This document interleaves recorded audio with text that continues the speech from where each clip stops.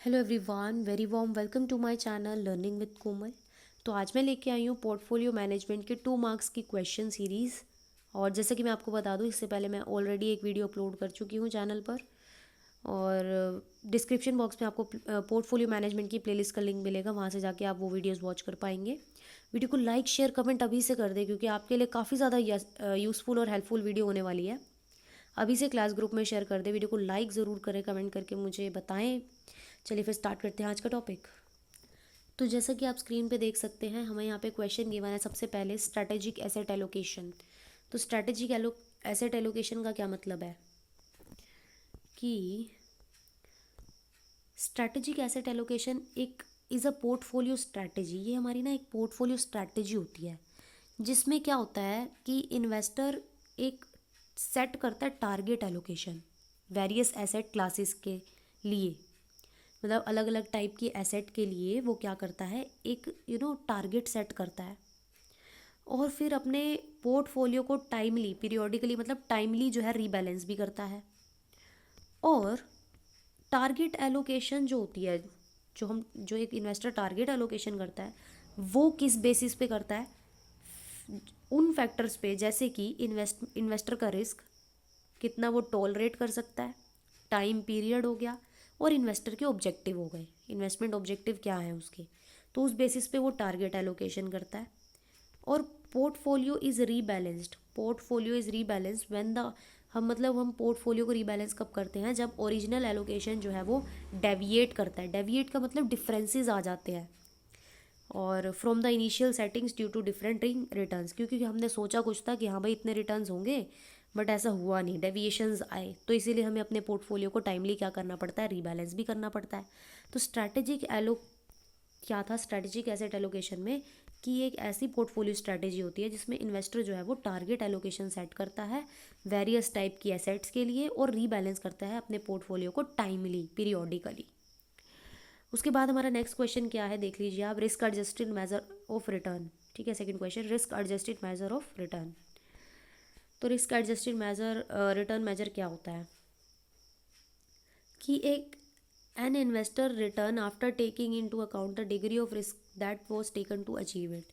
तो risk adjusted return एक ऐसा मेजर है जिसमें एक इन्वेस्टर का रिटर्न जो है होता है, और वो रिटर्न जो है वो कब लिया जाता है, आफ्टर टेकिंग, जब हम उसकी कि भाई कितना डिग्री ऑफ रिस्क वो ले रहा है। ठीक है, and there are several method of risk adjusting performance. मतलब हम रिस्क को एडजस्ट करने के लिए सेवरल मेथड्स का यूज़ करते हैं, जैसे कि शार्पे की रेशो, ट्रेनर की रेशो अभी हमने करा भी था, है ना, कि R P minus R F upon में बीटा, बीपी, बीटा पोर्टफोलियो, है ना, ये ट्रेनर रेशो थी। तो there are several method of risk adjusting performance, जैसे कि शार्पे की ratio, Treynor ratio, with each yielding a slightly different result. मतलब इन दोनों रेशो में से आप जो भी आंसर निकालोगे, इसमें बहुत ही स्लाइटली डिफरेंस पाया जाएगा। तो ये रेशो हम यूज़ करते हैं रिस्क एडजस्ट परफॉर्मेंस को मेजर करने के लिए। और in any case the purpose of risk adjusted return is to help investor.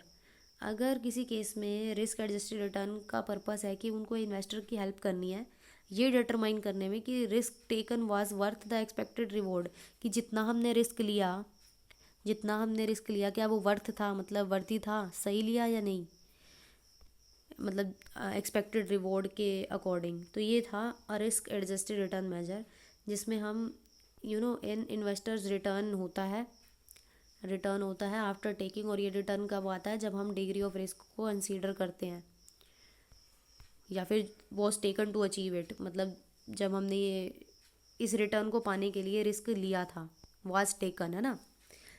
उसके बाद हमारा अगला क्वेश्चन आता है इंटरेस्ट रिस्क। इंटरेस्ट रिस्क की बात करेंगे। इंटरेस्ट रिस्क के बारे में क्या गिवन है कि interest risk is the potential for investment losses. Interest risk क्या है, investment losses, potential for investment losses that result from a change in interest rate.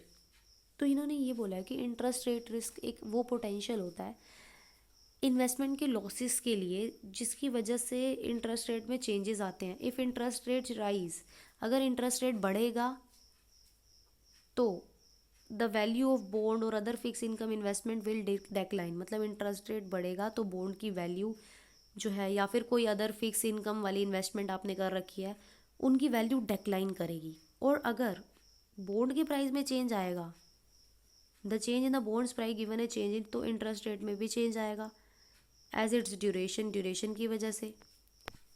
तो interest rate can be reduce by holding bond of different duration, तो interest rate risk को reduce किया जा सकता है अगर आप जो है डिफरेंट ड्यूरेशन मतलब डिफरेंट हमारी टाइम ड्यूरेशन के होते हैं ना ये, तो अगर आप डिफरेंट ड्यूरेशन के बॉन्ड्स को होल्ड करेंगे तो आप इंटरेस्ट रेट रिस्क को रिड्यूस कर पाएंगे। एंड इन्वेस्टर में also interest rate risk by hedging fix income with interest rate swap option, अपने रिस्क को एक तरीके से हैज भी कर सकता है like interest rate swap options में लेकर इनमें अगर जो है वो इन्वेस्टमेंट करता है तो इंटरेस्ट रेट रिस्क क्या था बेसिकली, वो पोटेंशियल इन्वेस्टमेंट लॉसेस के लिए दैट रिजल्ट जो किस वजह से आया, इंटरेस्ट रेट चेंज की वजह से आया। तो बेसिकली नाम से क्या पता चल रहा है, रिस्क, इंटरेस्ट का रिस्क, ठीक है।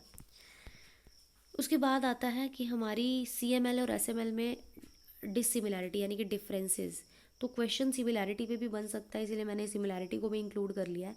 CML और SML में क्या सिमिलैरिटी होती है कि दोनों ही ट्रेड ऑफ बेस्ड होती हैं, trade off between risk and return, मतलब CML यानी कि कैपिटल मार्केट लाइन, SML यानी कि सिक्योरिटी मार्केट लाइन, तो दोनों ही बेस्ड होती हैं ट्रेड ऑफ के बेस पे, किन के बीच का ट्रेड ऑफ, रिस्क और रिटर्न के बीच का ट्रेड ऑफ। और दूसरा CML और SML जो है वो lines intersect the risk free rate और पॉइंट, कि ये दोनों ही लाइन जो है वो रिस्क फ्री रेट पॉइंट को क्या करती है, इंटरसेक्ट करती है। लाइक मान लो ये पॉइंट है, इसको क्या कर रही है, दोनों लाइंस इंटरसेक्ट कर रही हैं, काटती हुई जा रही हैं। तो ये तो थी इन दोनों के बीच की सिमिलैरिटीज़। और उसके बाद डिसिमिलैरिटी जो हमारा क्वेश्चन आया हुआ है यानी कि डिफरेंस बिटवीन CML और SML, तो आप कोई भी दो कर सकते हैं। तो CML एक ऐसी लाइन होती है जो show which is use to depict the line which depend upon the level of risk. CML, अच्छा हम थोड़ा इजी वाला कर लेते हैं, इसको छोड़ो, इजी वाला थोड़ा छोटा। तो risk is measured through the standard deviation under CML, कि हम रिस्क को मेजर करते हैं स्टैंडर्ड डेविएशन के द्वारा।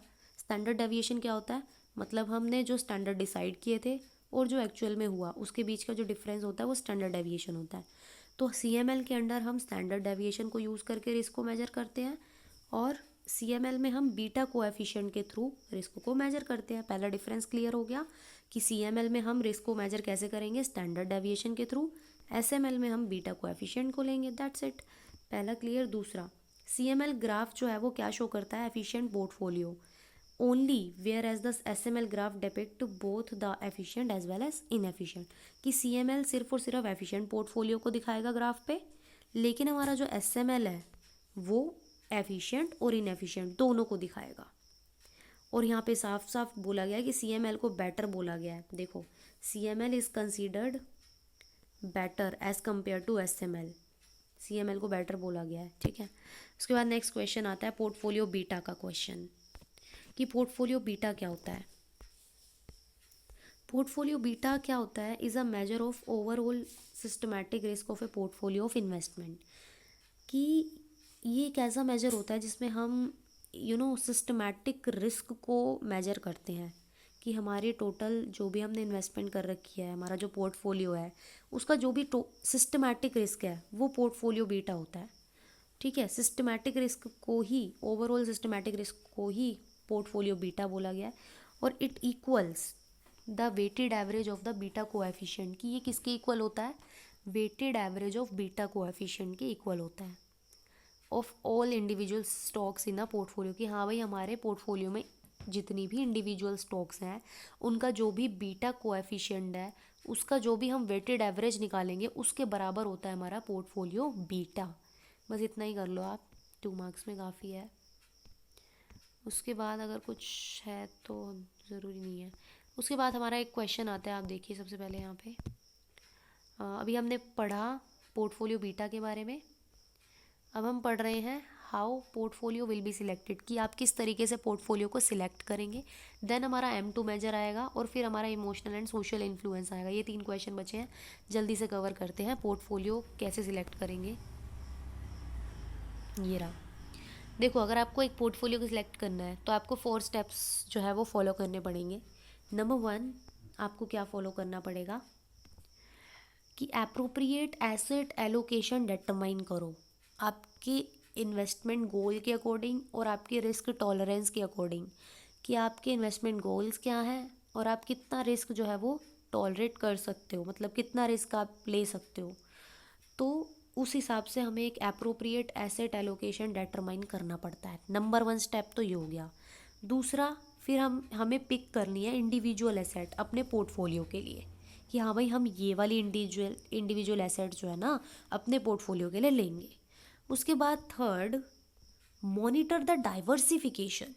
अब हम ऑब्वियसली डाइवर्सिफिकेशन तो करेंगे ना अपने पोर्टफोलियो का, है ना।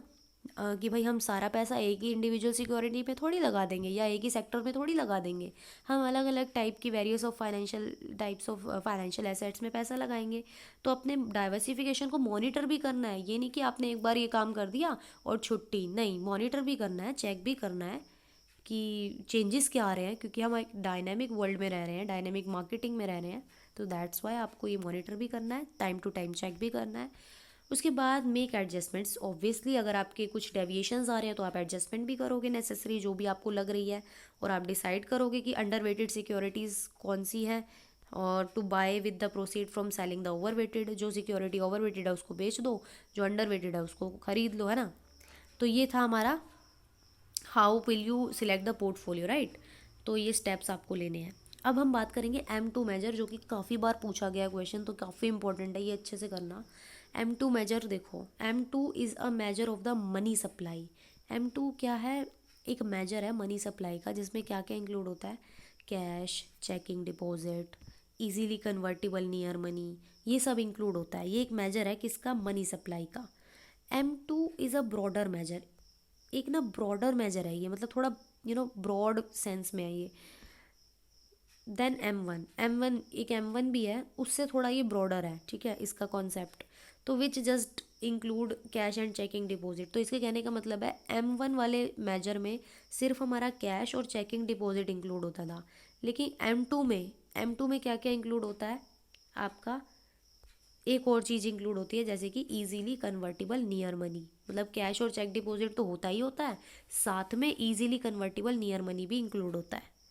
तो M2 is a closely watched as an indicator of money supply. इसको एक मनी सप्लाई का इंडिकेटर बताया गया है, जिसको क्लोजली वॉच्ड किया जाता है, अच्छे से देखा जाता है, और इसके थ्रू जो है फ्यूचर इन्फ्लेशन जो है इस इंडिकेट करता है, साथ में as a target of central bank monetary policy. तो ये था हमारा M2 मेजर। आई होप बिल्कुल क्लियर है। अब हमारा लास्ट क्वेश्चन बचा है, जो कि है इमोशनल एंड सोशल इन्फ्लुएंस। तो अब आप जानते हैं कि एक इन्वेस्टर जो है वो इमोशनल एंड सोशल अप्रोच का होता है ना, हर पर्सन। तो investment decision of the influence, obviously उसके इन्वेस्टर के डिसीजन इमोशनली और सोशली जो है इन्फ्लुएंस्ड होंगे इन फैक्टर्स की वजह से। तो अब अगर ये कहा जाए कि most of the investor take the investment decision on the basis of their emotion, कि ज़्यादातर जो इन्वेस्टर होते हैं वो इमोशंस के बेसिस पर, सोशल रिलेशंस के बेसिस पर डिसीजन लेते हैं, तो ये कहना गलत नहीं होगा। It will not be wrong to say this. तो ये क्या है, एक इंटेलेक्चुअल सिंपल प्रोसेस है। तो दिस प्रोसेस हेल्प द, ये जो प्रोसेस है वो इन्वेस्टर की हेल्प करता है कि ताकि वो इन्वेस्टमेंट डिसीजन ले स्पेशल स्थितियों में, सर्कमस्टेंसेज में, on the basis of their emotions, अपने इमोशंस के बेस पे लेता है वो। तो अब देखो, अब कोई व्यक्ति अगर इमोशन के बेस पे लेगा तो उसका वो जो डिसीजन है वो सही होगा। तो नेगेटिव आउटकम आने की संभावना है या नहीं है, आप बताइए। तो the decision taken on the basis of emotion can bring negative outcome, obviously, क्योंकि वो इमोशनली होके ले रहा है। अगर वो इंटेलिजेंट और रैशनैलिटी के साथ अगर वो डिसीजन ले तो सही आएगा डिसीजन, क्योंकि emotional decision are not helpful in providing long term financial security, है ना। तो इसीलिए इमोशनल एंड सोशल इन्फ्लुएंस जो है वो होता है, ठीक है। तो ये था हमारा आज की वीडियो को लाइक शेयर कमेंट ज़रूर करें। Thank you so much.